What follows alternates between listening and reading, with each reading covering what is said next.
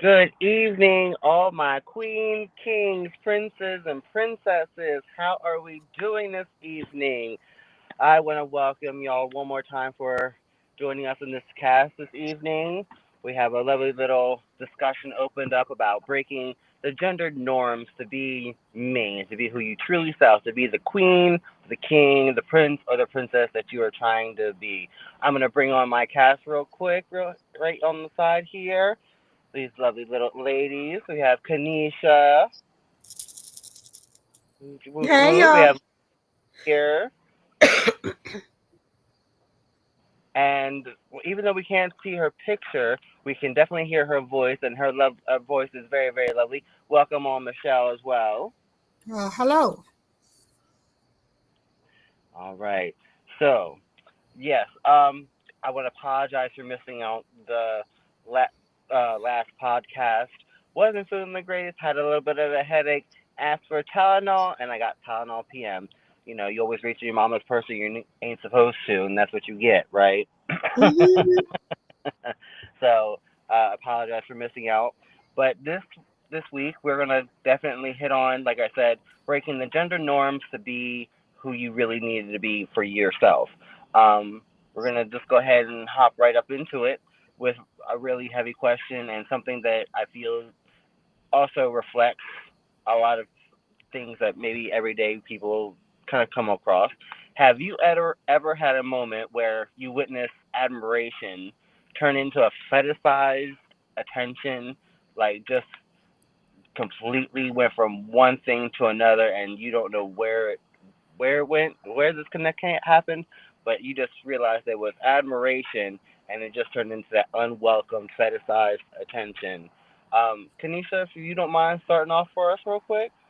Um, I don't really look at those questions right up until the last little bit, but I figure since they're fresh in your mind, it'd be a perfect time to ask yeah, you. okay. So let's see. Um, have I ever had a moment where I witnessed admiration turn into a fetishized attention? Yes. I was let's see. Um, I didn't look at it that way. I'm just being friendly, and there was this one guy that actually started being like kind of weird, kind of creepy, and not to say too much, but this person actually ended up like coming back to my job, figuring out like trying to figure out if I was there. And I was just thinking, like they were cool, you know what I mean? But then it got awkward and it got weird and it was like, hey, security, like this dude is starting to do this on social media. Like they started sending really weird and awkward things, like my location, like figuring out where I was. It was like, hold up, wait, like how are you paying attention to where I'm at? Now you going from one social media to the next, And it was just very weird because I thought I was just being cool, and then it turned into a stalking. It was literally a stalking kind of thing, and it was definitely kind of creepy. It was kind of weird. Um, I think I handled it pretty well with the security I had at my job, and I think eventually it died down because it was just really creepy. Um, I feel like anybody can go through some weird, creepy, fetishy stuff, but sometimes it gets a little too much, and when it gets a little like overbearing and makes you feel kind of uneasy a little bit, that's when Hmm. it gets a little funky. And I'm trying not to say too much because I know a lot of people and stuff, and I just don't want it to seem. But I've definitely witnessed that, and it's been definitely kind of weird. Like like always liking my. It's nothing wrong with like I'm a fan of social media, so it's nothing wrong with like liking my social media posts and stuff. But when you get kind of creepy, like always like commenting or like in my inbox, it was just weird. It was definitely awkward. It was Awkward. the see that of the comments and everything. Yeah, it was getting awkward, and then it got to a point where they were okay. So I'm trying to figure out how to say this. They got really close to home. They ended up moving really close to home, which was very weird too. So that was awkward in itself. Yeah, but they're Okay. gone now. They're gone now. Oh well, thank God. Look at that. Things work out in all due time, all in due course. Hmm. Um, and so with the questions, it doesn't exactly have to be about you or you yourself. You have witnessed from the outside perspective also. So just keeping that in mind as we're going on. Lee, do you want to go ahead and chime in on a time where you witnessed admiration turn into a fetishized attention? Yeah. So I've personally had to deal with some stuff as a dykey butch masculine woman. Um I think that I'm from the South originally, and like I think that the worst thing that's ever happened to me is like you find men that are attracted to masculinity, Mhm. and they seek women like me out to bully and you know test and see how far they can push before it's inappropriate or a little too much. So it was very hard for me to have like I have generally I have more male friends than I have female friends. I identify more to the masculine side, but when you are hanging out with guys and then they hang out with guys, having those guys that are attracted to that masculinity and their confusion, they put a lot of that on me and make it my fault that they think this way. I always felt bad for women who couldn't wear short shorts or have a crop top on because men were like always chasing them or always being inappropriate. But then there are those guys that are in the closet about who they really are or who they should be, and they then fetishize and put their fetish on me that they can make me more feminine, or that I will take the masculine role with them Mhm. in the bedroom, not understanding that I'm a lesbian and I don't want men, but still trying to put their shame and their burden on me and making it my fault that they feel this way. And but I mean, I'm comfortable with who I am, so it doesn't like it. When I was younger, it bothered me that maybe I was causing problems with people, but now I'm just like, no, that's their reality, not my identity. So Well put. Well put. Okay. mhm. Thank you for sharing that, Lee. You're welcome. Um, Michelle, ma'am, the madam, would Well, you have anything to share on? well, it's funny. Like when you first read fetish, you think of people who have like, shoe fetishes or foot fetishes, and they get off on certain things. But I was on a panel once with a woman who was of Asian descent, and she was telling me how that there were people who had a fetish about Asian women. And she was telling me how, they didn't see her as a person and what they were expecting. And I sort of got that. And it didn't hit home until I had someone who admitted to saying that they were stalking me online and seeing what they thought it was supposed to be. And then when I met them some point and they were doing something, they said, well, you're not behaving the way I think you should. Hmm. And when I talked and that was the same thing that this woman who I was on this panel with said. She said that people thought that there was a way, looking at her, that they had in their mind that someone of this, and like Lee said, if you're more masculine identifying, if you are Asian, if you are, I don't know what they thought I was, but anyhow, that they expected a certain behavior out of you. And that fantasy of that behavior was what they were getting off on. And, you can only be you. You can't make somebody happy by trying to fulfill their fantasy, and their fantasy isn't in reality. That's not you. You know, Lee, Kenesha, we're who we are. And if you have someone who has a fetish about that, like that, talk about a huge red flag. That's a huge red flag. If you talk to me about, oh, I like because of X, then you're not wanting to know me. Mm. You've got this sort of like, whoo, this is a thing that turns you on, and that quality you think I have. And I think that often will keep you from being yourself if you allow it. Very nice. Very, very well put. I definitely like how you added that in. So, basically for me, just gonna cut right into it myself. Obviously, I've seen and witnessed the fetishized attention grow more and more each day. Being Latino, being Filipino, being trans, being an entertainer, you have all these sexual stigmas on how, like Michelle, you put how we're supposed to behave. For a lot of the individuals who kind of come who who seek me out for the transgender aspect mostly have the adult industry as a reference. And a lot of those girls, as much as they have their own journey, they go through it differently.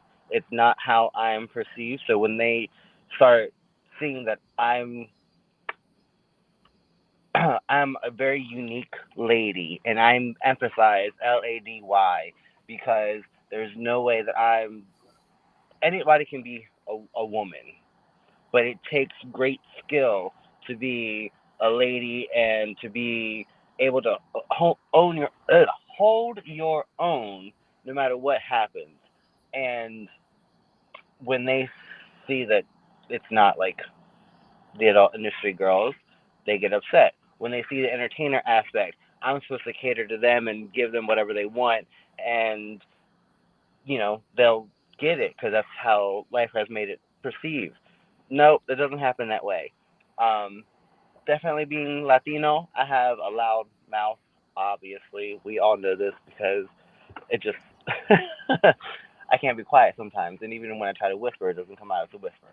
But breaking a lot of these social norms that are placed on us, and just for being us, we are trying to have validation and admiration that we're doing it right. That we always have to. I mean, society has kind of trained us to always look for those validations in some way, shape, or form. Um, so when we get a little bit of that admiration, it's hard to see it transition until it's too late of that fetishized attention. So I like to always keep abreast about who's around, know your surrounding areas, and things of that nature. Um, so when you're also being in a surrounded nature, you also have to think about like our next question. Um, how did that make you feel, and or change how you perceive yourself versus how the world may view you? I'll lead some. So definitely has contributed to a lot of my depressionary states. Being bipolar depressive does have huh, its ups and downs, no pun intended. But I guess how does it make you feel kind of depends on whether I was having a an up moment or a downhill moment. And then how to receive myself. I've always questioned my a presence. I've started hormone therapy when I was 22 years old, and then I stopped because I was attracted to a boy and we started talking, and we had an argument, and he told me that he could never date somebody who would be half and half. So me having that momentary lapse of concerning about who I'm around, I stopped my hormones and started being back to a masculine presenting. I don't know how well masculine I want to put, but it was more masculine than what I am now. um, More masculine put, and I realized that I shouldn't have done that. And now finding and holding on to myself, I'm able to really tell the world to fuck off. I don't care how you perceive me. Um, but Mhm. I know that when I perceive myself, I have to hold myself to this standard of mine, nobody else's. Um, that the negative is going to happen, and you'll have a positive attention that will turn sour. And the best way to handle it is to walk through it. The only way to get through the other side of the storm is to go through the eye. So that's how I do it. But with that being said, Lee, you want to follow up with that? How did that situation ever make you feel, and did it change your perception of yourself and how the world may view you? Um, yeah, I mean, how I perceive myself, I've always been a, quote unquote tomboy, right? I mean, it's just who I am, just like you are a woman. And we know these things. We know these things at a very young age. Conformity is a different kind of thing, like trying to fit in, trying to make sure you're not getting bullied, trying to just survive a lot of things. And especially when your first bullies are people from your home, then you have a little harder time trying to relate. And then you spend most of your time trying to mask being whatever it is that they need. So, yeah, I feel misunderstood a lot. I feel like that because I'm masculine, I can't be a woman. Um, I feel like other women judge me, think that maybe I don't understand like going on shopping trips. Like my friends don't invite me to go on girls trips to shopping and stuff like that. Um, and so I feel that I'm misunderstood in that concept of it. But I'm me, and I love me, and most of the time. Okay, 60-40. One of those days. It depends on the day you ask me. But I no, I don't feel like I need to change for anybody. This is who I am. This is my look. This is what I look like. This is the I get told all the time, this is my spacesuit. So the spacesuit is just the spacesuit. What you get to see, who I am as a person is what you really need to be hanging out with. So yeah, that's my answer. Okay, Michelle. Well, I think I'm going to take it a little different way. Absolutely. I told you about the Asian woman that I met. And once there was an award ceremony, and I had nominated a friend of mine. And notice I said a friend of mine. And someone came up to me and said, well, she's trans. I'm going like, she's a friend of mine. And they said, well, she hasn't always been a good girl. And what those two things and other things have made me be aware. I don't care of who I am, and that I have to call them on that and realize that if they say that about someone who they perceive as different, who doesn't behave the way that they want, at some level they're thinking that about me. So what it, I want the world to view me as someone, if I say Leah's my friend, Tamia's my friend, Kenisha's my friend. Boom, full stop. And that I accept you as you are, as I expect you to. And so to me, it made me really think about the circles I was Mm. in, the people I were in, the people who said that they were allies and that they were, oh, we were all for equality. But then in their mind, when they thought it was safe, that they could say that in front of me and thought I wouldn't say anything. So I think that that's how it has changed the way that I demand the world view me, not as someone who's like, oh, well, you can say this about so and so, and I'm not going to go like, okay, fine, and not or not say that I'm not going to call you on your BS. And so that's how I take that. All right. Thank you for sharing. Tanisha. Uh oh, you moved it, girl. What's going on? My bad. Can you hear me? Yeses. Okay, Yep. sorry I was muted.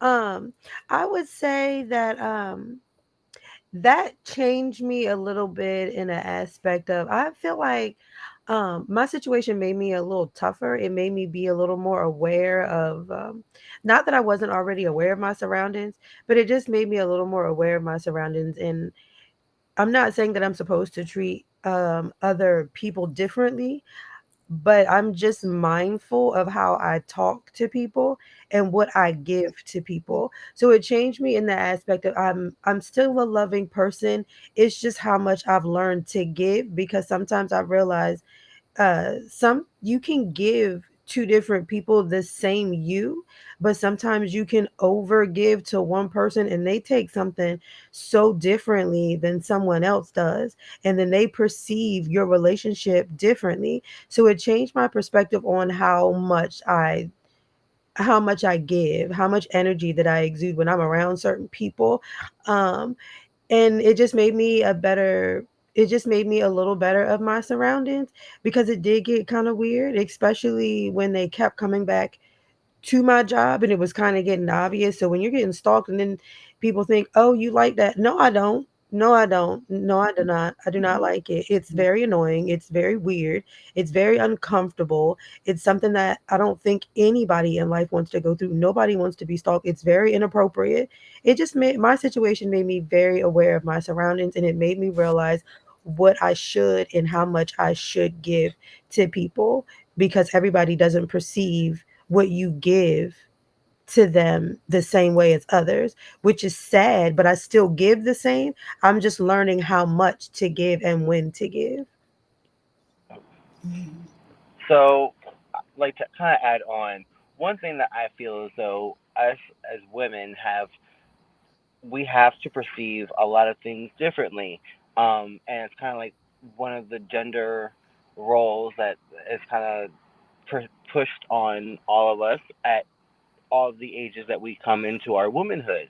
Um, the the fact that we have to keep in mind of our masculine counterparts, um, and always, I guess, keep at bay that no matter what, they're the ones who always blame us because whether it's our skirts are too short, we gave them too much attention, or we're too masculine presenting, so they want to challenge that and also challenge their masculinity, see how macho they truly are.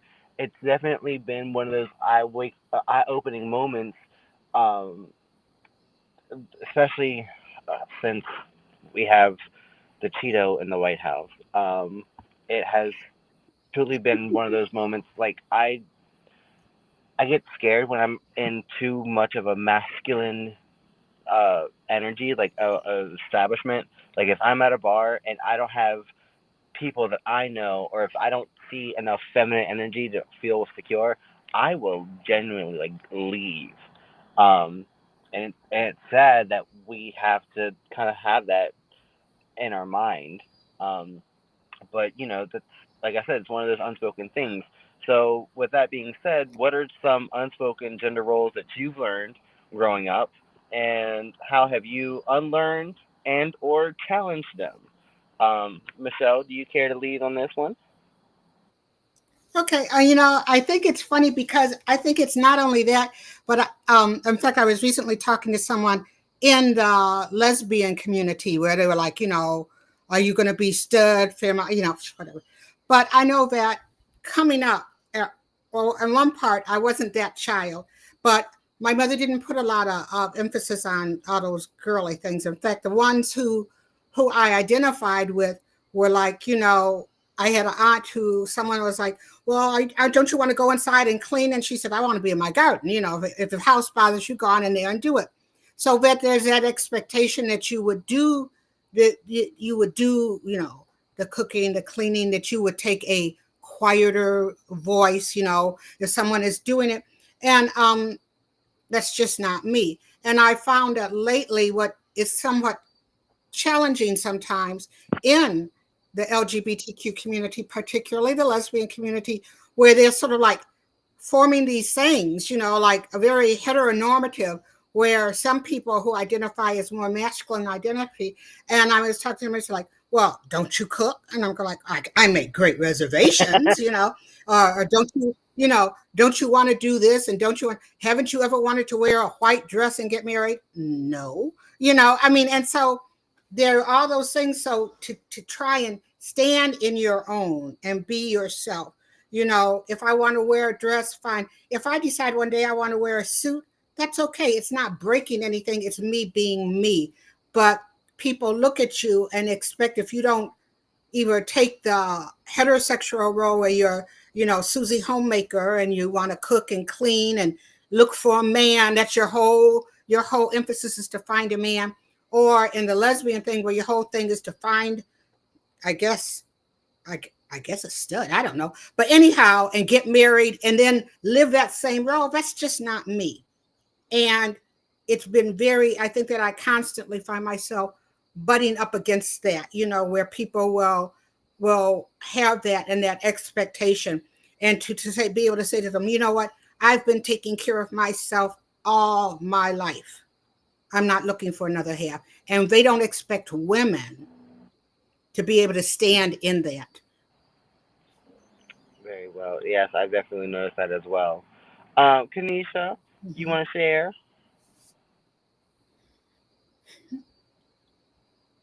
You're muted, girl.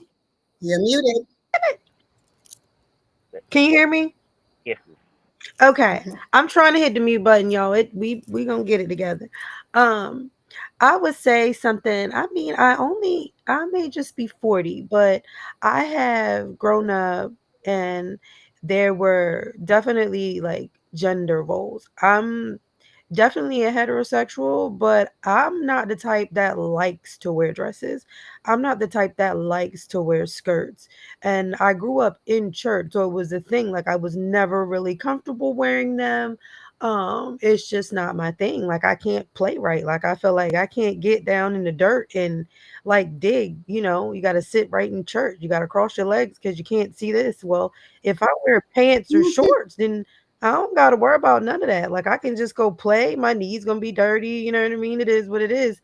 Um, Also, me being the oldest with my father, I'm his oldest daughter, I should say. My brother's older than me, and my brother is a part of the LGBTQ community.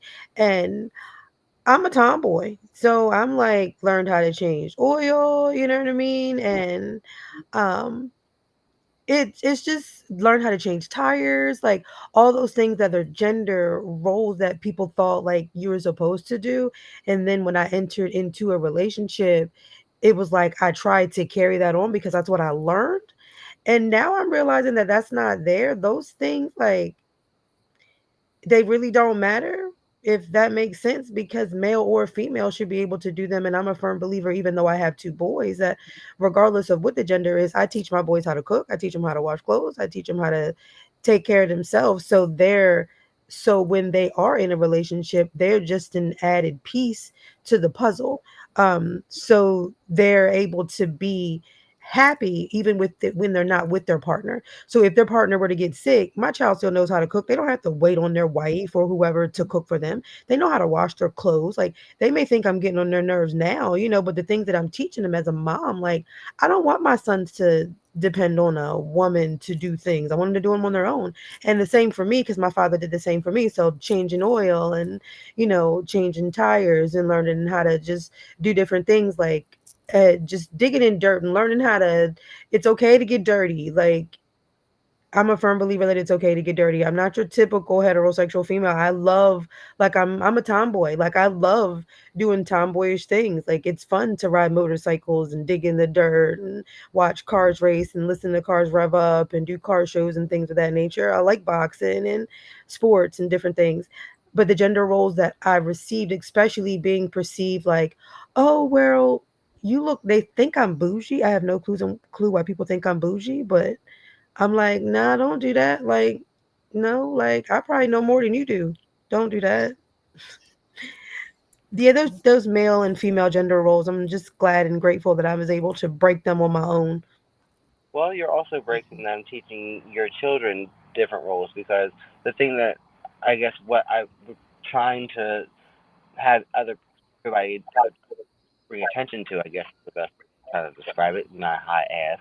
Um, Basically, not every woman's place or female's energy is supposed to be in the kitchen, just like every masculine energy. It doesn't have to be out fixing cars or, mowing the lawn or whatever. What, how you provide to society in your own personal way is the best thing you can do in whatever role. It doesn't have to be a gender role, it has to be a societal role. But Lee, do you want to? Well, can I add something to Kanisha? You are so right because it is so important. I was telling people, I told you, I mentioned that I have a granddaughter, and for her first day of school, her parents aren't together, and her mother hadn't bothered to do anything, and she was upset. My son knows how to braid hair. He irons them clothes, he combed it and braided. It's not about gender, you know. And I sold my car, and this woman, she said, "Why do you have these things in the car?" I said, "Because you're not always going to be out there waiting for somebody, AAA or whatever. Sometimes you have to be able to handle it yourself." Mhm. And that's what I hear from you, and that's what we do. Mhm. Lee. Yes, Lee. I muted myself. Sorry. So I'm just like everybody else. I grew up thinking that women were soft and feminine and accommodating, and that was not me. I was not soft, uh, definitely not feminine, and I didn't accommodate a lot of people. So I challenged that role simply by existing in my life and existing, where I grew up. And I wore what I wanted to wear. I wasn't going to wear a dress or a skirt. I wanted to be able to climb trees and catch crawdads and fish. So I knew I was making people uncomfortable. I knew that my family was forcing me to wear these gender conforming things and put pink on and do those things that made me feel ashamed for not wanting to wear those things. I think that unlearning this behavior took a lot of time, and still I catch myself every once in a while, like if I put on like a pink polo shirt or something, like, you know, does this make me look too feminine Mhm. because I'm, masculine, and I don't really care for the color pink, but I do look good in the color pink, right? So I don't want to be like, I'm not wearing pink because that doesn't make me look more masculine. So I I think I had to slowly unlearn feeling shame for not fitting in, right? So I didn't fit in. I still don't quite fit in to a lot of things. And I had to learn to be proud of myself when others couldn't see who I was and what I was trying to do. So Now I see my butch identity. I claim dyke, whatever you want to call me. I celebrate it, and it's not a problem with me. It's a problem Right. with other That's people. something that we always learn. We always learn that it's more. It has more to do about the other person calling you the name versus you answering to whatever you're answering to. All right. So basically, for me, I was the first of my generation. Born a boy, so it kind of goes in the tail already.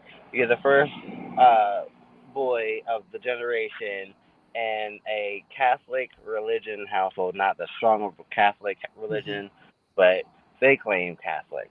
Um, and then on top of that, having Puerto Rican or Latin descent. Um, we weren't raised in Latin descent, but it was there. So we have all this surrounding, I guess, just little old me coming out, and it's already pressure when I'm 3 years old being told that I can't play with Barbies. Um, Pressured in 5 years old when I'm running around in my mother's heels and playing in her dresses and playing in her makeup. Um, I don't wasn't noticing the gender roles that they were talking about, or that it wasn't what other little boys do. Because quite frankly, I didn't know I was a boy. You couldn't tell me shit. I mean, I, I was rolling around with the girls all day long. In Head Start, we play house. I was throwing on wigs. I was in the kitchen. I was doing the wifely duties. Um, but in those gender roles is kind of how I found out that it was easy for me to be more feminine on the girlier side of things. It just came more natural for me. Um, so then growing up, that definitely made people uncomfortable, and that's not how little boys are supposed to be. You're supposed to go out and like girls and blah blah blah blah blah. And come to find out, it's not really that I have to like girls. It's the fact that you don't like boys or you don't like who you are. So you're pushing whatever you want on me to make yourself comfortable, and it's something we definitely have to unlearn as any gender. Stop making other people comfortable for their sake, because at the end of the day, they'll turn their back and they will forget whatever happened unless it benefits them in some of the story. Um, so I think as we progress in today's society, it's showing that less and less of the old gender roles that were, I guess, on our generation of the woman in the kitchen and you know guys and on the cars and the lawn. Um, Definitely are getting broken more and more with everybody being so openly fluid with their gender. So I think as long as we have people like us who constantly challenge, or Kanisha and Michelle, who you teach your children how to how to move forward and be a human being first, Hmm. I think it's one of those biggest things that we can do to kind of help break down those gender norms and gender role conformities. Um, But as we kind of learn about gender conforming roles, we have other roles that we identify with, which kind of leads us into our next question of may you share a moment where your gender identity conflicted with another part of your other identities, um, race, religion, social class, sexuality, whatever comes to mind. Lee, do you want to go ahead and get that started for us? Sure. Believe it or not, it's queer spaces for me. I feel Huh. like um, I feel like my masculinity is misunderstood. Like, I've had to explain what kind of woman I am.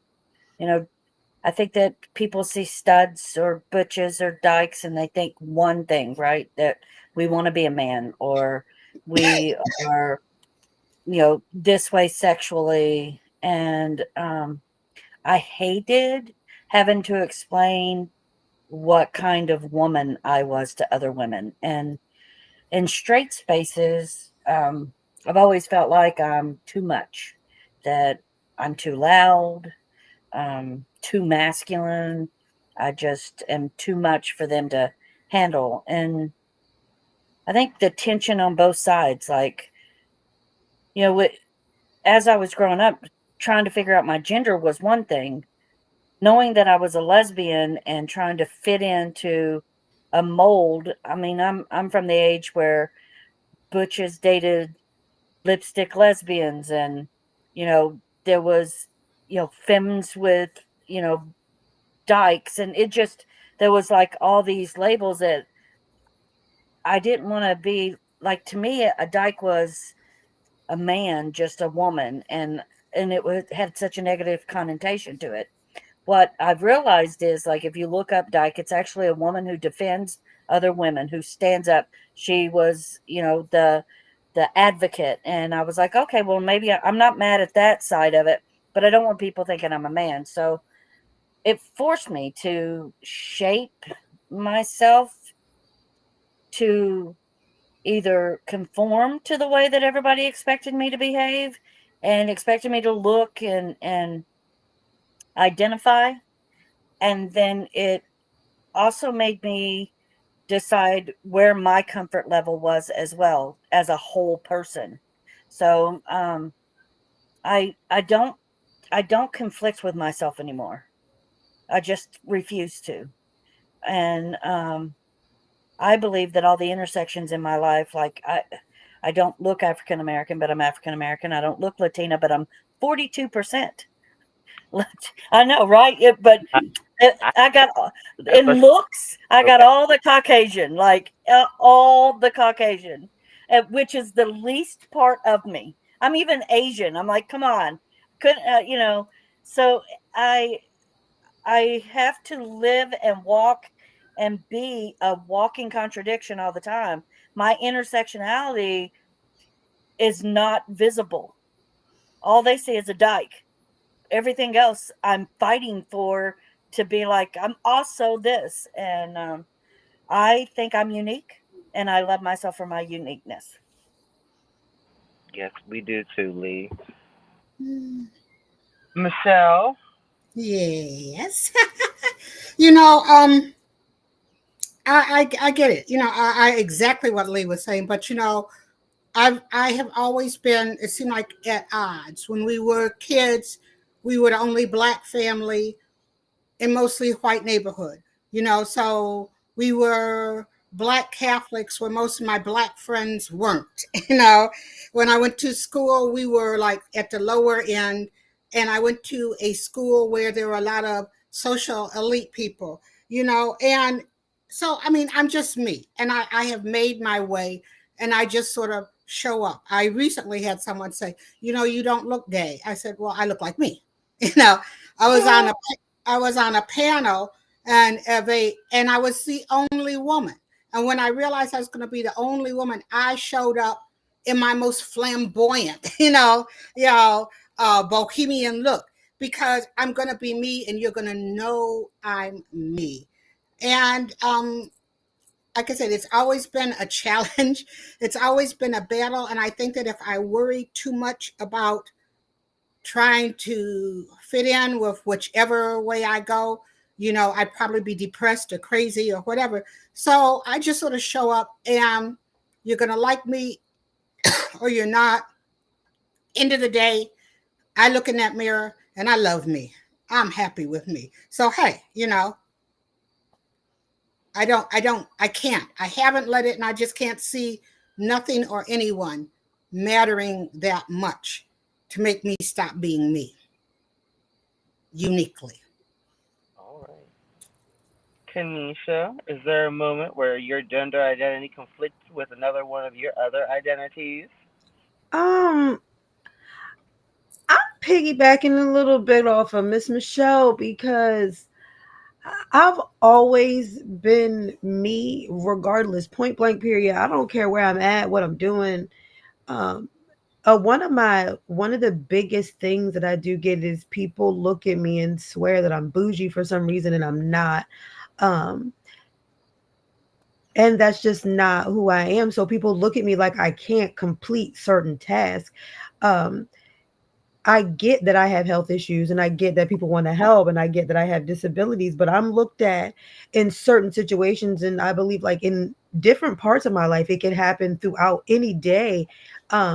Like Miss Michelle, it's just whatever setting I'm in, I feel like depending on the situation, there's a point where I'm almost judged at any given moment for my gender or my role or whatever my role I play. Like I can't complete the task. I'm not good enough. I'm not smart enough. So that applies to, like, even with my health, my race, my me being a woman. Like it's just it. But like Michelle said, I'm just gonna be me, and you're gonna have to accept me for who I am and trust and believe. If anybody knows me, I will correct you and let you know that I can do those things, and do not degrade me and act like that I cannot, because I can do them and I have no problem telling you that I can do those things. Just don't degrade me and act like I'm not capable of those things. I don't mind if you ask me, but don't immediately assume that I'm not capable of completing the task because I'm a woman or because I'm black or because I'm a black woman.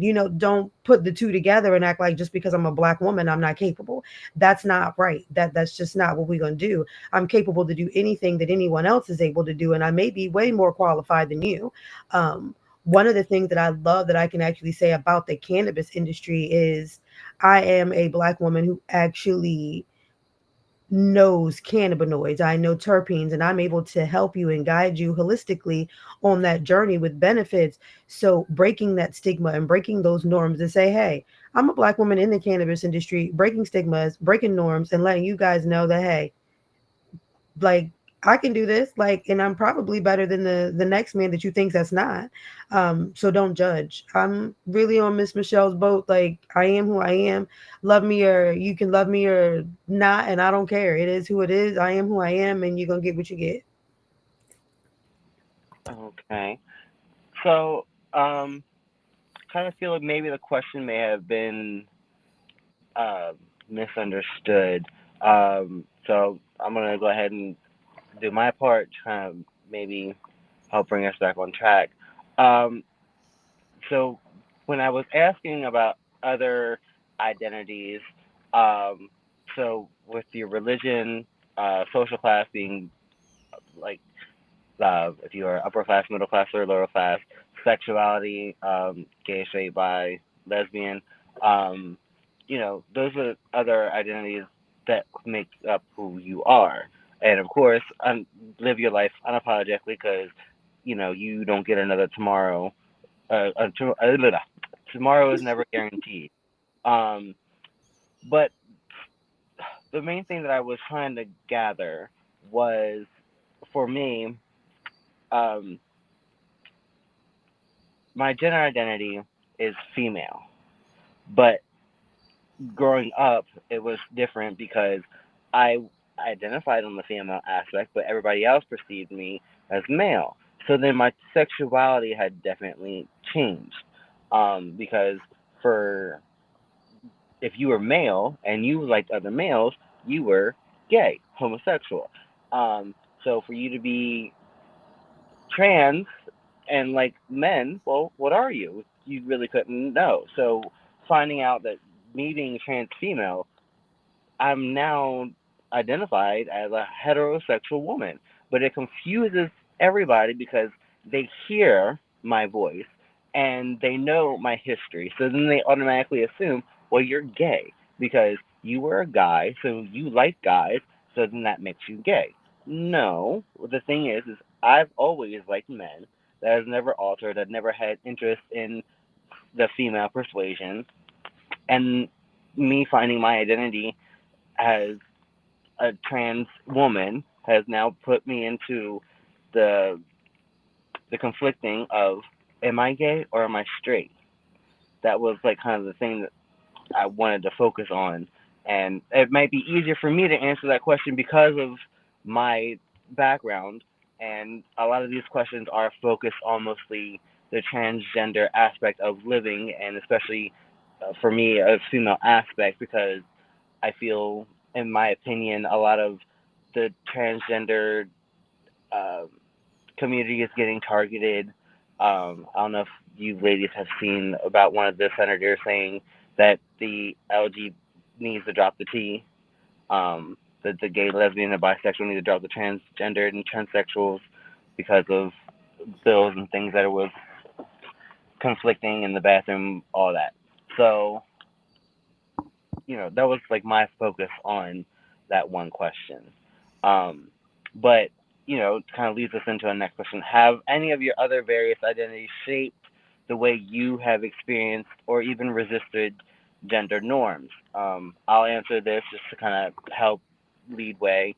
Um, so with the various identities that I do have of being entertainer, being Latina and Asian, being trans, um, all of them have definitely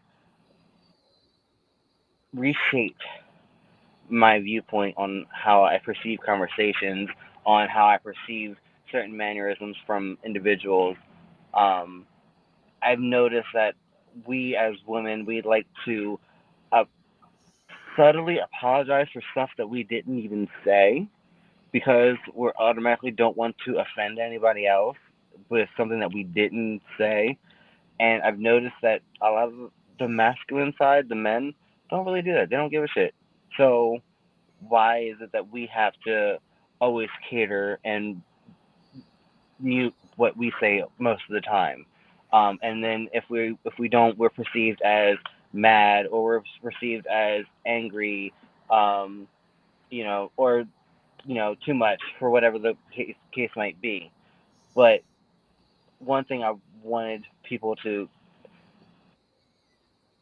learn from my journey is that when you resist the gender norms and just accept who you want to be and just resist the things that you don't, and in a sense of whatever makes you positive, it makes you a better person. If it doesn't do anything better for you, it doesn't do anything for you at all, then just move it on. Just don't dwell on it.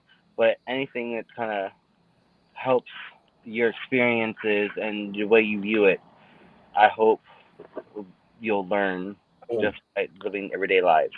But if I haven't lost y'all, Lee, do you want to go ahead and start off with your various identities shaping your experiences and or resistance to gender norms? Um, I think my queerness alone has started a resistance, right?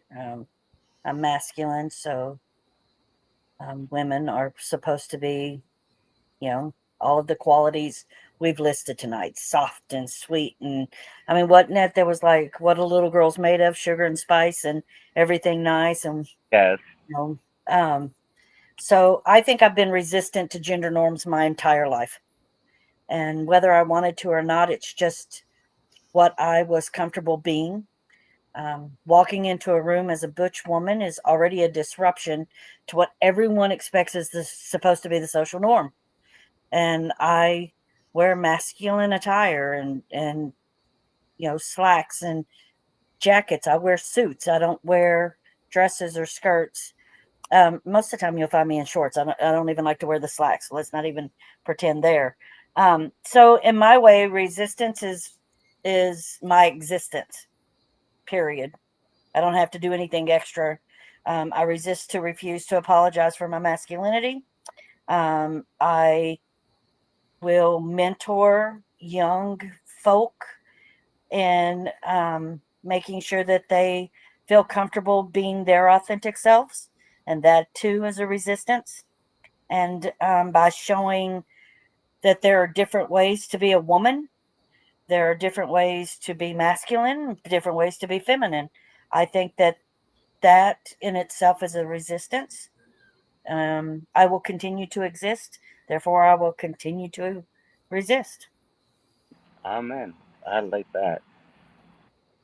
Kanisha, any of your various identities shape the way you've experienced or resisted gender norms? I would definitely say one of my identities, and I would view my health as one of my identities as well because I would be considered disabled. I would say the way that the masculine side of me, like how I view things, how I move, like I'm the type of person that I don't want help. I'm very resistant when it comes to um, wanting someone to like cater to me in a way, if that makes sense.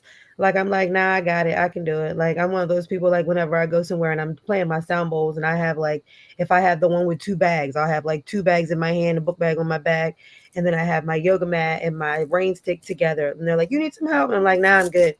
Like I'm good. They're like, you're sure? And this is like, man, I'm like, nah, I'm good. They're like, I'll get the door. I'm like, I'm good. I got it.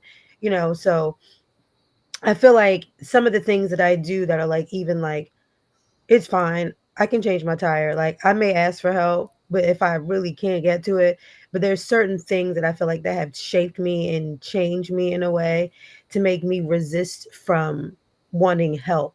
And I would say from the gender norms, and I would say sometimes for me, um, with my health and my disabilities, I would say sometimes I do need to give just a tad sometimes because I know I'm overexerting a little much.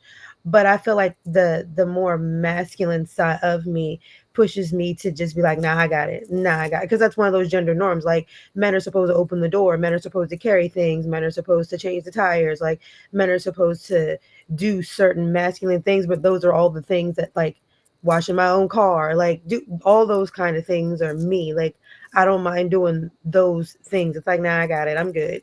But now I'm just now realizing that it's okay to step back and allow those things to happen. So with those gender norms for me, I would say one of my one of my roles, which would be my health in my life, the resistance part of me, like, no, I got it. I need to step back a little bit and it's okay. Like it's okay. It's all right. It's okay. I need to learn that it's okay.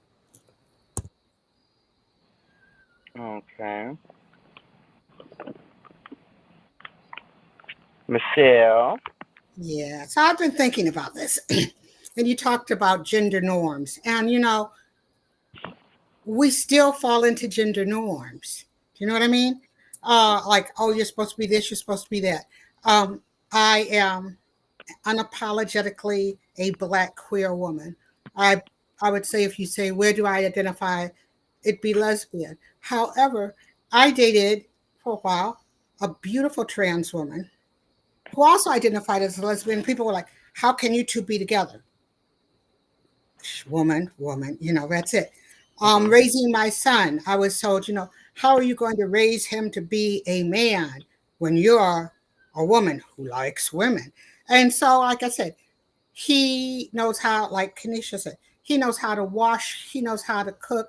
I love watching him iron his daughter's little uniforms for school. He can braid her hair. But what I have tried to do is live my life as a person and not have those norms. I'm not, well, some people would say, well, this is what a woman, the norm of what a woman or what they're expecting, like the softness. I can be soft, but sometimes I can be just the opposite. You're supposed to be not have a strong opinion. I have very strong opinions.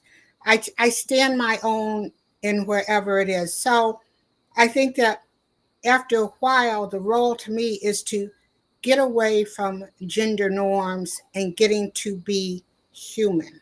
We always say that love is love, and love is love, whether it's for in your relationship, whether it's how you love your children and raise them to be productive human beings. That's what it is. So I tend to try to stay away. I have rebelled, not really rebelled. I'm just like, okay, I can do all those things in a car.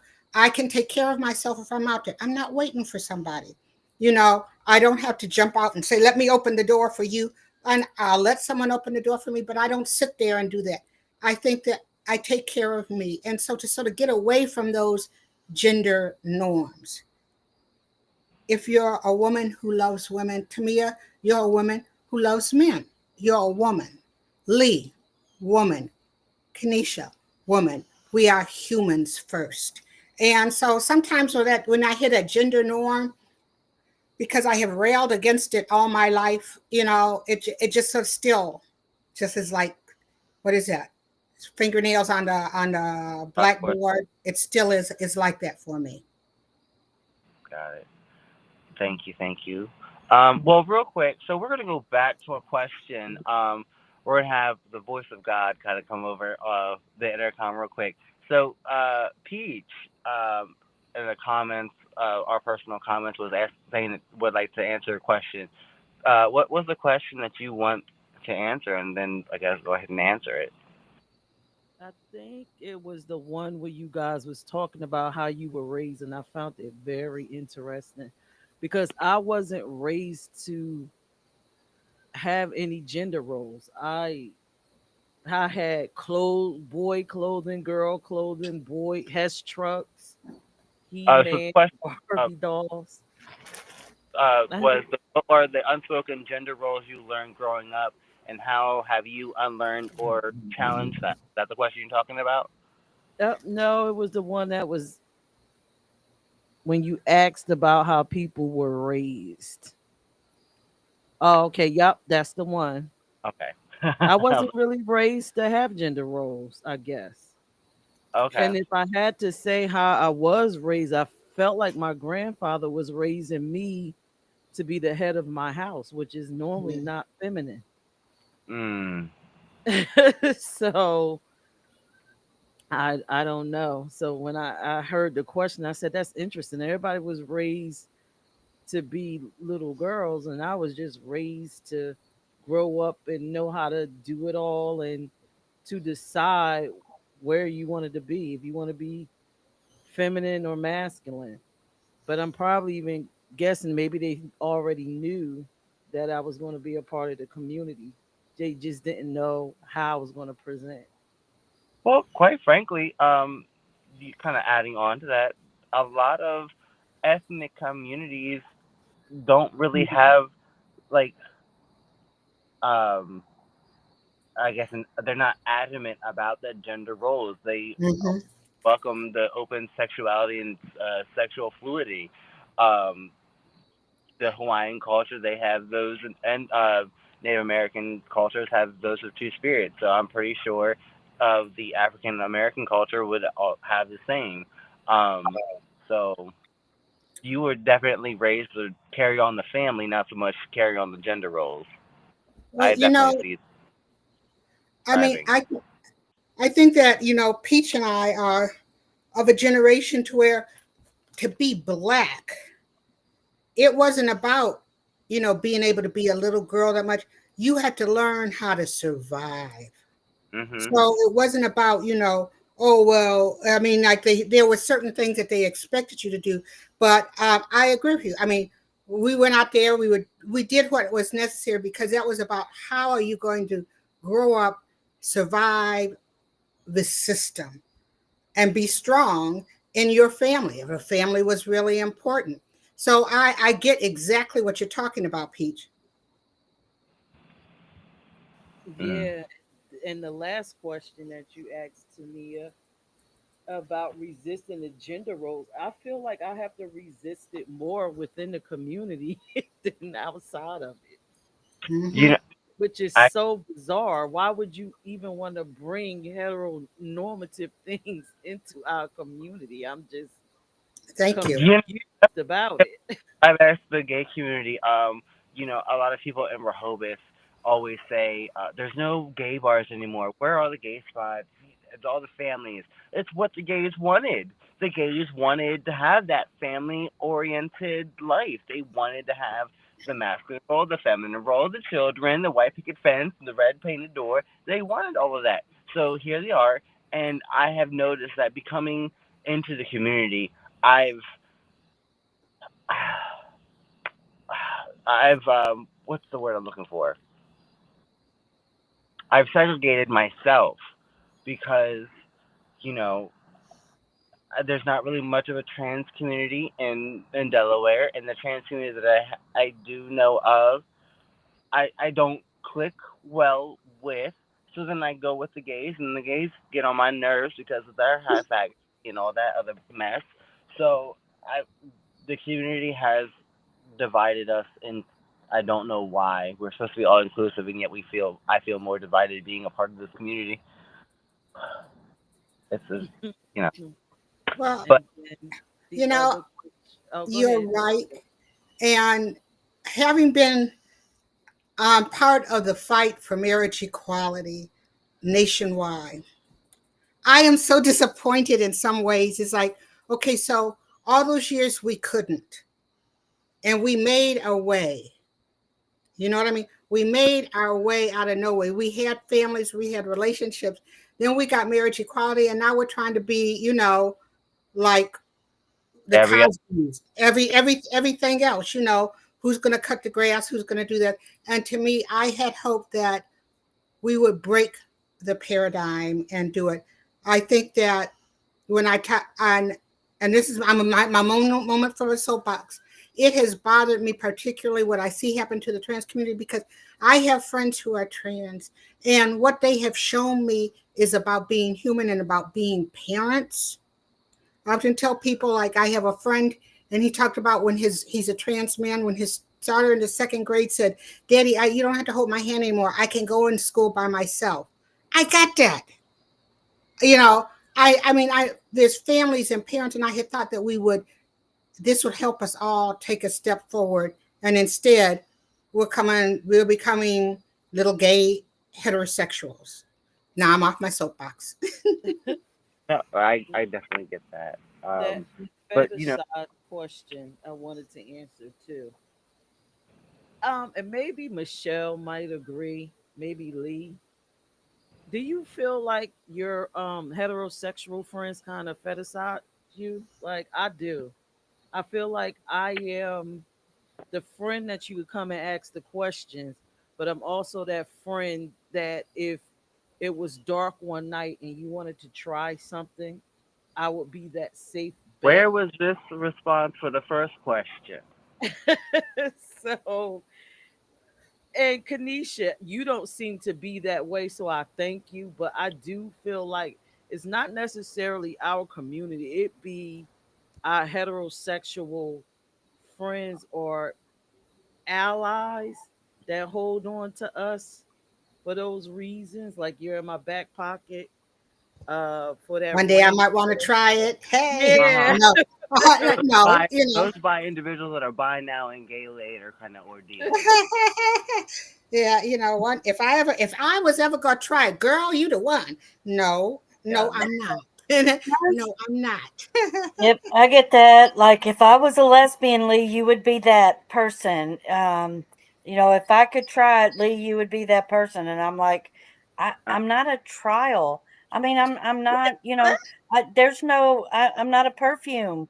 I'm not. You're not grabbing me off the shelf, doing a couple of pumps and walking away to see if that's the thing. right. Um, Mhm. I'm not questioning who I am, and Weird. great, great that And I yet, am the type of man, mhm, woman that you would have sex with. Just go have sex with a man.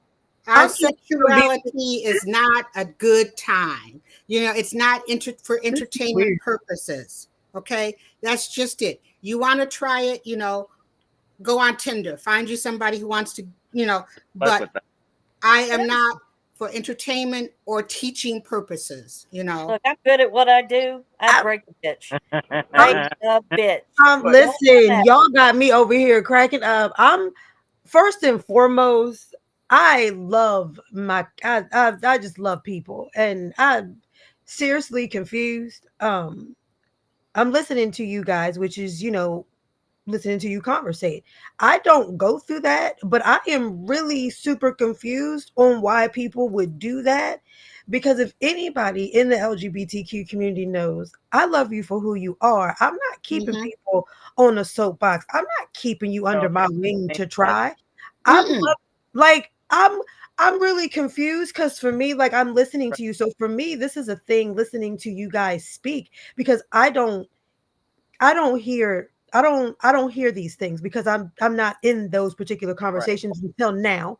So listening to this, because me being the person that I am, and like I said, if you know me, I love you for who you are as a person. There's no need of me keeping you under my wing to use you. That's not love. That's not a true friend. That's not a Mm-mm. true ally.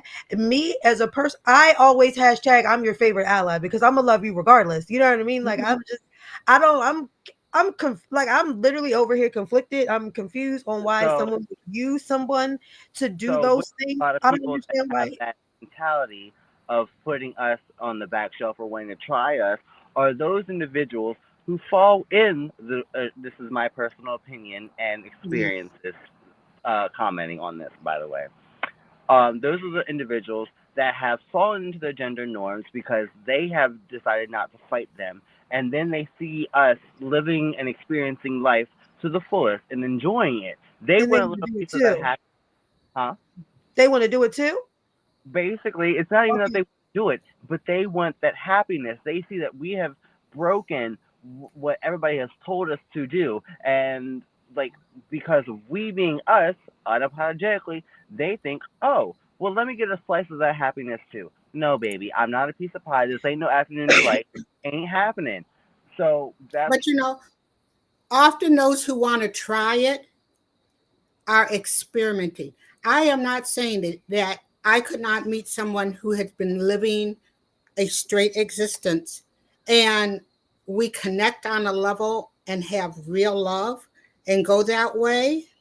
But there are some people, it's just like, well, you know what? I've had a black man, I've had an Asian man, I've Mm. had this. Oh, let me try a lesbian. Oh my god. I mean, and there are some people who are literally that shallow. But I mean, I'm not, and I know that some people would say I'd never go out with a straight person. Um, I would be cautious about it to find out why. What's the attraction? What is it? And it has to be more than just I want to try some some of that lesbian love. You know. Mm.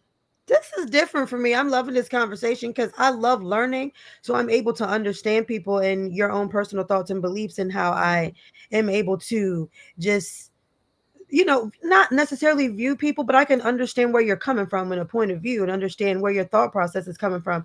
So if you're saying my feelings are hurt, or if I'm even when I'm dealing with my LGBTQ community in with the youth sector, since I deal with the youth a lot, like I can understand where they're coming from, and it also helps me to be able to help them. Like, oh, okay, I can identify certain things that they may not be knowing what's going on, but they're trying to figure out why they have this friend that's stuck up there behind, but they're, like trying to figure out why because I have seen this with me mentoring some kids. Like there was this one girl, she has a friend that was LGBTQ, but she literally it's been a couple of instances, but she had a friend and they were, kind of having an issue. And I can see now from listening to you guys where one of the problems was probably coming from, that I can now identify, that I could see now looking at the other child.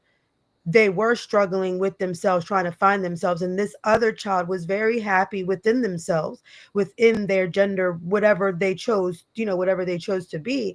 And the other person was almost kind of envious, and it was like, hey, but thank y'all, because that really just brought something to light for me, because that just made me kind of, what I, happened. What? I Am- see you, you're oh, here, is that we got connection? you. Okay, cool. All right. Well, we're gonna keep this going on. Two more questions left, and I pretty much Oh, we lost her. wait. Oh, she's What back. is going on? I don't know what's going on. I truly don't.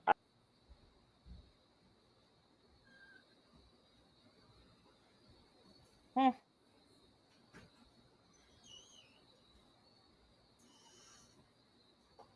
Okay, I can't hear anybody. I think she Oh, is my frozen. bad.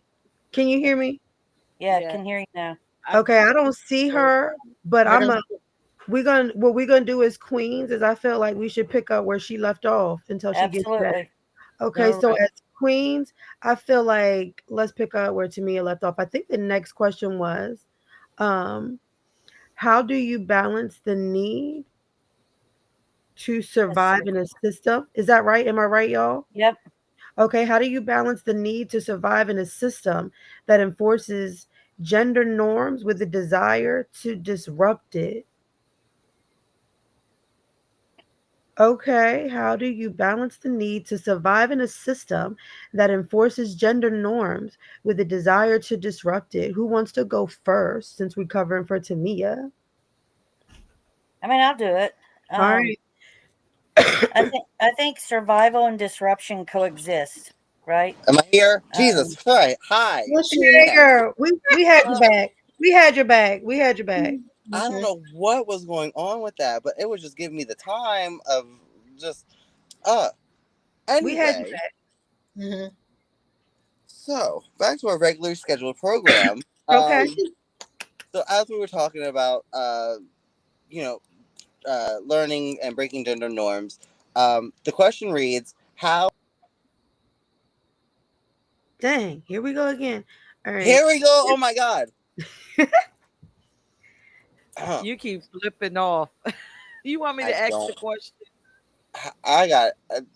How do you how do you balance the need to survive in a system that enforces gender norms with the desire to disrupt it? And the meaning for this question basically is, you know, you have everybody who wants She's gone. She and to don't she's have want their back. Kate and You their on Edith. Wi-Fi? somebody don't want to be her friend today. They don't want to be her friend. It don't want to work for me today at all. They don't want to be her friend. It's being mean. Oh Mhm. wow. It's doing technology roles. It's not. It is definitely popping her in and out. So I It guess is When technology strikes. right. it's Technology the trying. Is Technology trying to play its gender role over here, trying to be doing its own thing. all Messing. right. Mercury's in retrograde. Mhm. So I guess I'll ask the question. Wait a minute, Okay. there she is. It's trying. It's Are you trying like back? a little train that could. Let We all right, got you all now. right. So the Oh yeah, she got to come off Wi-Fi or something. She was fine up until now. Yo, Yeah, Jay, stop. Jay is over there acting up. Jay All is right, crazy. so let's try it one more time. Are you on Wi-Fi, Tamia? I was now it's not coming on. Okay, try it without it and see what happens. All right, Jay got So, me cracking up in the comments, y'all. I'm sure. Hmm. oh, you hanging in there so you can ask your question. Okay, let's see. Let's see if that works. All right. Okay. So the point of this question is you have a lot of Oh my God, Really? what is Soon happening? as she started talking, Someone doesn't want y'all to answer this question, apparently. we about to beat all the odds. Yeah, look. this I'm telling you question, right now. So basically, everybody wants to have their Kate and their Edith too. Basically, like they want to have experiences, live their life of sin, as they so well put. So we have a borderline social. what? Yo, I don't understand what's going on. It's okay. I don't either. She was perfectly fine all this whole entire time. I Okay. This know. this Oh, is getting. back, not back. I'm kind of here ish. We'll see. You want me to ask the question and let See if them that works. answer it? Well, she had asked the question. Um, Okay. the He said yes. Okay, Look, I'm so go ahead. okay. So I'm you want dead. us, one of us, why don't we try to answer what we think she heard? And then you can sort of, you know how before Tamia, you sort of like got us Mhm. back on track if we got too far off? How's that sound? She's not in. Lee might she's as not well even answer here. the question. Okay, well, Lee. Go Okay, ahead, so Lee. I'm gonna do this kind of quick, just so Okay. that But I think that survival and disruption can coexist. Sometimes survival means blending in enough to not put yourself in danger, right? In this day and age and political climate and the system that's here, um,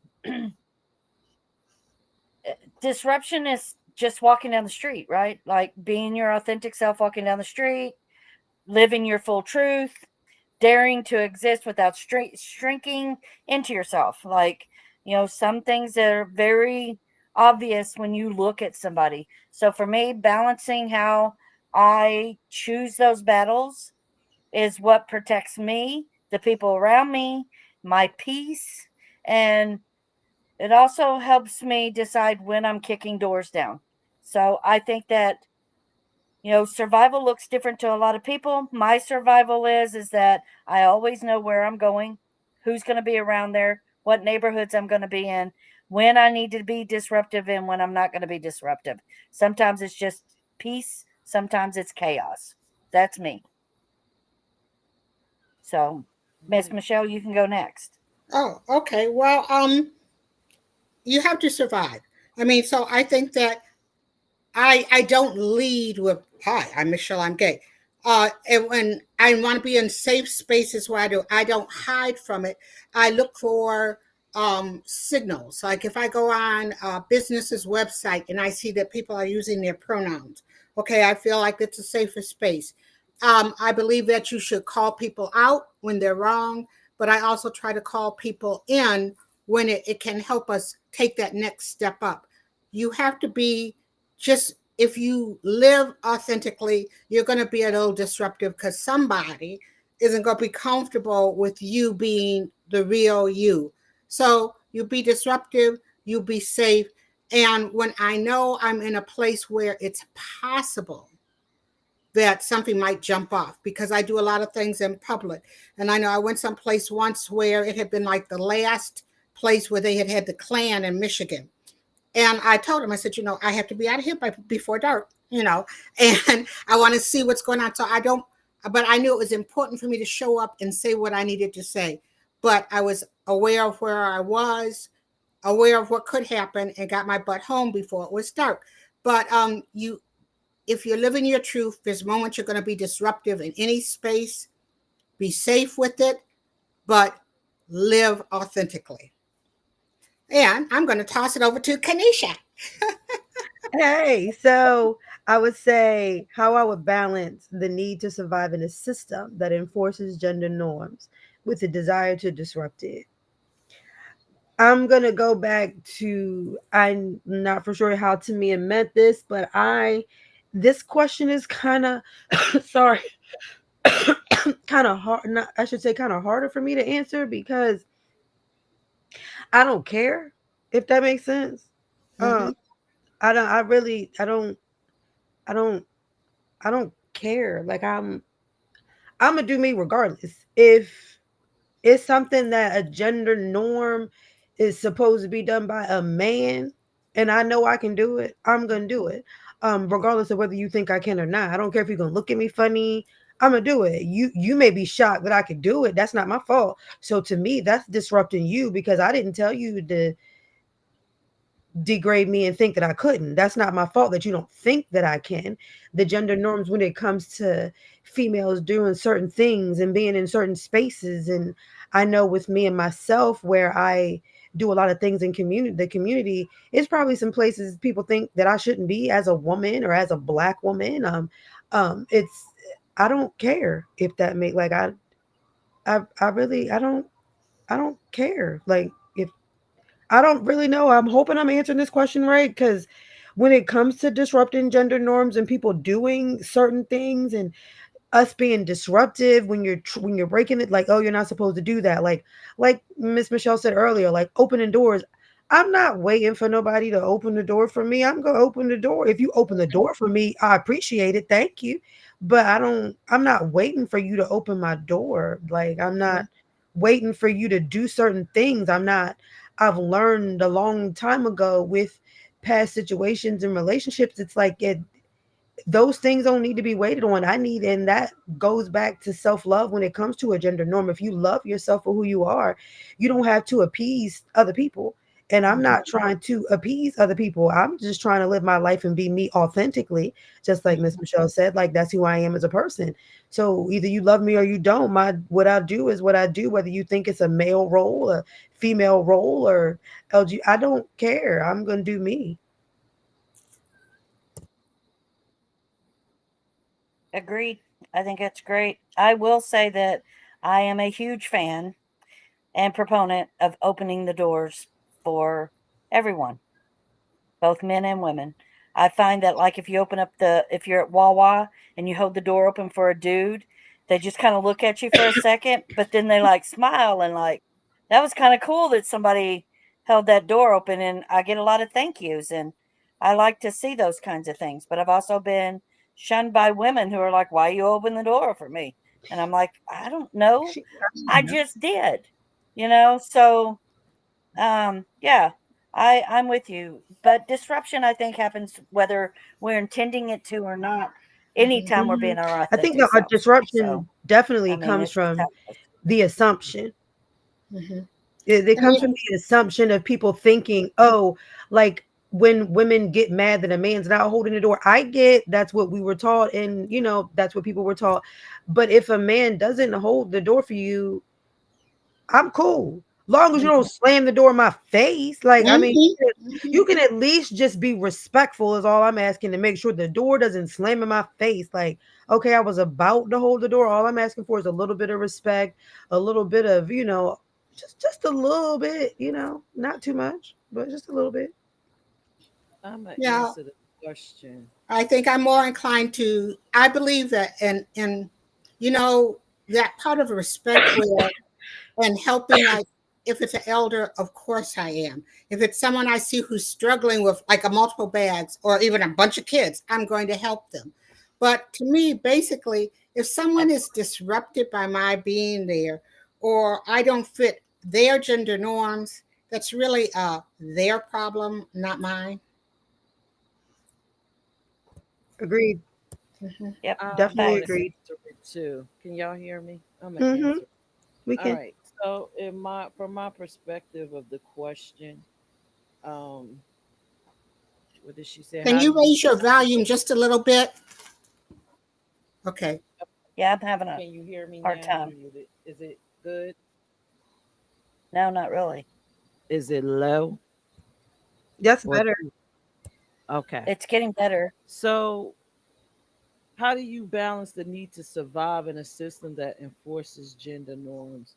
Um, I this is just my opinion. The balance comes in for me where I am private in the spaces I need to be private about myself, and then I get more personal and vocal about the who I am with the people I want to share myself with, if that makes sense for Tania. There are certain spaces you can't authentically be yourself, even though you want to be. I think that comes with gauging the situation.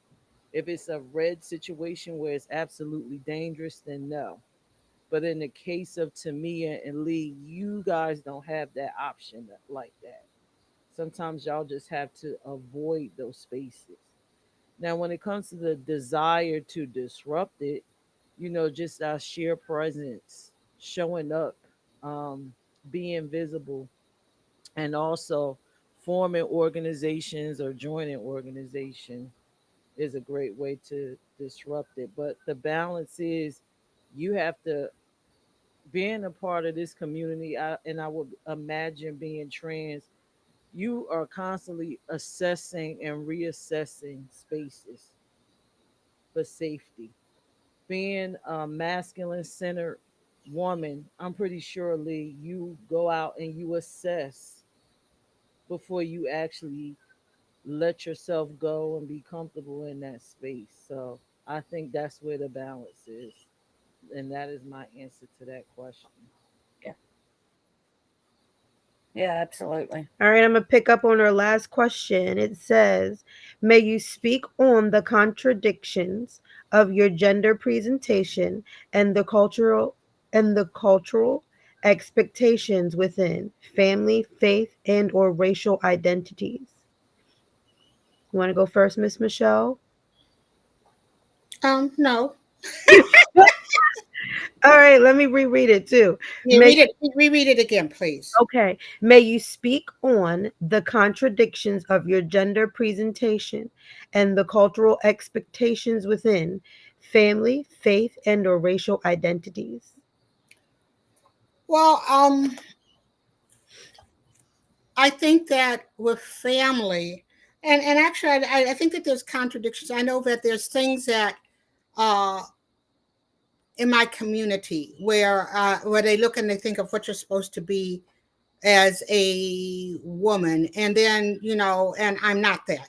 And I know that within family, like I know that there are some biological family members who with I am not that close because of how I identify. And I know some of them are confused. It's like, I don't know what in their mind they think that someone who's gay is lesbian is supposed to dress like, but I'm just me. But even like within my community, the LGBTQ community, like I said, the other day I had someone said, you don't look gay. Well, what does looking gay look like? I mean, we look all kinds of ways. So I think that there are contradictions of that. I have gone to places where I'm always comfortable, where I have had straight people assume that I must be a straight woman, even to the point where there's been like this almost like uh, where I felt unsafe. But like again, I recognize that the contradictions in their expectations are theirs, and so I don't try to put myself in positions to where I have to go and explain all this or do that or expect to get this kind of pushback. And if it is, I deal with it in a way where I protect me and get the heck out of there.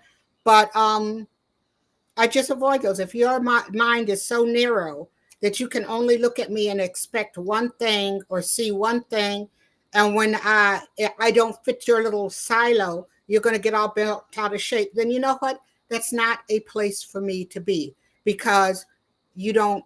You're not in my league. I mean, you're not in my league. I have evolved above that, so I'm out of there. And I think that that's why I'm not a big proponent of churches because sometimes I've seen the harm that they have done, not only just to LGBTQ people, but to anyone who's different. And I think that if you've read any of the book, that's not the way it's supposed to be. I all, Jesus didn't need a Mercedes. Jesus rode in on an ass. Okay. He didn't have a church, so I just sort of go by those. And if I see that you're contradicting to that, that's your issue. And that's not a place for me. All right, thank you, Miss Michelle. I'll go next then. I would say, as a heterosexual woman growing up in church, and I don't go to church anymore. I'm just a spiritual person. I believe in a higher power. Um, so for me now, what I received not being single is um like the things that I should be. One thing, like a gender norm, like a contradiction thing that I go through. I have, first and foremost, when it comes to this, and it comes like, I have some long behind legs. Like my leg, I'm not tall. I'm only 5'5.5", but my legs are long as all outdoors. Mm-hmm. So me wearing certain shorts, right? I'm supposedly not attracting the right men. My thing is when it comes to that, or what I wear, how I'm viewed, like I'm a person. So when it comes to that, like even when it comes to like, it's like almost like a dress code I'm supposed to have as a woman, to attract the right people. And as I tell people all the time, it's not my fault that the man can't control what's in his pants because my Mm-hmm. legs are long. That's not my fault. You shouldn't view me by what I look like. Like that's not my fault. You should view me just like I teach my boys. You look at the female for who she is as a person. Her outer appearance is just that added value to your relationship or what you look at her as. Don't look at her for, oh, she's that, like she's not uh you shouldn't look at her. Everything should not be viewed as sexual, I should say. So when it comes to the gender part for me, I'm like, I'm viewed as, oh, you shouldn't wear this, and I'm like, hold up, wait, what you mean? Like, and I'll post me being in the gym, and I'm like, I'm not supposed to post me. It's not my fault that you can't control what's in your pants. It's not my fault that you're viewing me as a sexual object. Why can't you view me as a person? So when it comes to being like the gender norm for that, it's like, why can't I wear what I want to wear? without being looked at or viewed at as a sexual component to somebody. Like that part is very irritating to me. I don't care if I'm decided to wear a dress today. I don't care if my legs are out today. My shorts are gonna be short because I'm not wearing the ones to my knees because my legs are long. Like that's not what I'm comfortable in, and I'm not wearing clothes to appease to you. And then some other people would say, well, you're gonna have that problem. Um, well, that's not my fault though. Like they should change the way that they think. I shouldn't have to change the way that I dress because you're viewing me differently. That doesn't make sense to me. So that's one of the biggest gender things that I do go through as someone who's like it's like I'm trying to attract people by how I dress because I guess females are supposed to have some kind of dress code. I don't understand. It's not my fault I'm built the way I'm built. Mm-mm. Well, I mean it is to a sense because I'm working on it, but it's not my fault you view me as a sexual object. That part. That that. Your turn, Miss. Um, so I guess with me, I live like 3,200 miles from my closest relative. I was never accepted in my family. I was the first queer child out, but I'm not the only queer child. But they accepted all the other queer children in the family, but just not me. So a lot of that has to do with church and how they view what the Bible says about homosexuality. And so you just can't Mm-mm. fight ignorance. It just doesn't. I mean, it's different when you fight someone who just is uneducated. It's different fighting ignorance because ignorance is based in fear, and they don't want to unknow fear. Fear. I mean, let's be honest. You go to church, they teach you to fear God. And one thing, like I was so confused about church because I would go to Sunday school and you would teach me how Jesus loves all the children, and you would me that Jesus loved me. This I know because the Bible says so.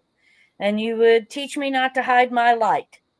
But I would go out into regular church with the adults and they would scream and holler about how much God hates us, how much God hates sin. Because my dad and them were just drunk the night before, came to church, was Pentecostal, so they got drunk in the spirit, but you're not allowed to drink. And so it was so confusing. And then, though the fact in that I was gay, so yeah, 100% there were expectations put on me. I was supposed to dress like a girl, walk like a girl, talk like a girl, not cut my hair, not show my skin, wear skirts that went all the way to my ankles, wear shirts that went all the way to my wrists, um, act like a lady, cross my legs, be the picture perfect, what a daughter is supposed to look like, what a woman should look like. And my masculine identity didn't match with those expectations. And so it created tension within my family. It was okay for me to be a tomboy, but I needed to also be a little girl. And for a while, I tried to soften myself and compromise myself and wear the little flower shirts and the pink skirts and do all the things. But I eventually realized that that compromise was killing me. I was dying inside. I was broken. I was unmendable because I wasn't being who I was. And now I feel like, you know, it's a rebellion to be who I am. I'm rebelling against everything I was told to be as a child. And, I if that's what it has to be, if I have to be a walking rebellion, then I'm going to do that. Um, I feel like God loves me. If I have faith that I am loved, my family should be able to hold all of me and not parts of me. And I'm not fitting anybody's mold anymore. That's what Jello's for. You do Jello shots, but you don't mold me. So yeah, that's my radicalness, my person and my being. All right. I guess I have to answer this. All You right. get to turn What's yourself the up. question? Yes, ma'am. Answer. Am I up? Yep. Yeah. Okay. So, what is it? May you speak on the contradictions of your gender presentation and the cultural expectation. Well, my gender presentation is a little deceptive, I guess, because I am a female that was born with a lot of testosterone, and I have some features that are masculine. But I do not have the male genitalia at the bottom. So I guess scientifically, you would probably consider me an intersex woman. So I guess that's where the contradiction is when it comes to gender presentation. I am both. Um, as far as cultural expectation, the expectation was just to have children. We don't Mm, care who is with, just continue the family bloodline. But I will say, with the racial piece of it, my grandparents would have preferred it to be with a black person. Not necessarily a fan, well, they weren't fans of dating outside of the race. So that's probably one of the cultural expectations. As far as faith, I'm a spiritual person, see things, hear things, know things, so that I don't have a contradiction with that. And with my family now, my family loves me to death. I don't have an issue with them. It's my chosen family that gives mm. me most of the hassle. And when you talk about gender presentation, when you come in front of me, you see a woman. So you expect me to be a femme, you expect me to be possibly a lesbian, to which I just explained to you, I'm neither or. I'm actually both, and I am pansexual. So it's my community that actually judged me. And being that I am pansexual, you know what the thought is. Oh, she's pan. She's going to sleep with everybody around the world. She can't have a stable relationship. She can't see, she wants everybody that walks in front of her, but I'm actually in a committed relationship and have been for 8 years. Isn't that something for a pansexual person? I have been told by the hetero community, um, I'm attracted to pots and pans because I didn't know the definition of pansexual. So, but I guess that's, the contradiction is more so from my chosen family than the heterosexual community. Um, and a lot of it, when it does come from the heterosexual community, are homophobes. So. But yeah, it's within my chosen family that gives me the most hassle. But I don't give a shit. I keep pushing, and I am who I am, You and know, that is Pete, my answer. what I think what's so funny is when I got pregnant out of wedlock, it was the worst thing that ever happened. You know, then when I came out, it was like they wanted to hide, that like here she was screwing around in her teens and got pregnant. So then when I came out a little later, it was like this whole thing, how are you going to raise your son to be a man? And my father would bring a string of gentlemen to me. And he brought one who had it in his car. I'll never forget it. A sticker that said, ask, cash, or gas. No one rides for free. And it was like, okay, so it was horrible that I was a teen mother, but a man who would have that in his car is acceptable for you to want to hook your daughter with. So then I would have a level of respectability because I wouldn't be doing my lesbian thing. And so, like there are contradictions that you find within your family, and you go like, what? I'm not okay here, but I'm okay for this. I agree with that, with society period as a whole, Miss Michelle. Like, it's one of those things where it's like, okay, well, I don't want to. I don't. Well, they're like, well, you don't want to. You don't want to. You don't want a female. No, I don't. But that don't mean that I gotta have this piece of this POS over here because you think that's gonna be better for me. Like I'm supposed to put up with this because Mhm. you feel like that I deserve, that I should be with this. That doesn't make sense. And that even comes like even just like different males or different cultures. Like I'm attracted to black men. Like that's me. Like that's what I like. So because I'm not attracted to others does not mean that I should be with one and one's better than like it's so weird, Miss Michelle, because I get exactly what you're saying. Like it's not right that just because I like one thing that you're gonna try to force me to like something else like it's better when really that's not better. Like that's Mhm. that's not what I like. It's the person's soul that I'm interested in. You know what I mean? It's their mental I'm interested in. It's not, you know, it's different, Miss Michelle. I totally get that. Mhm.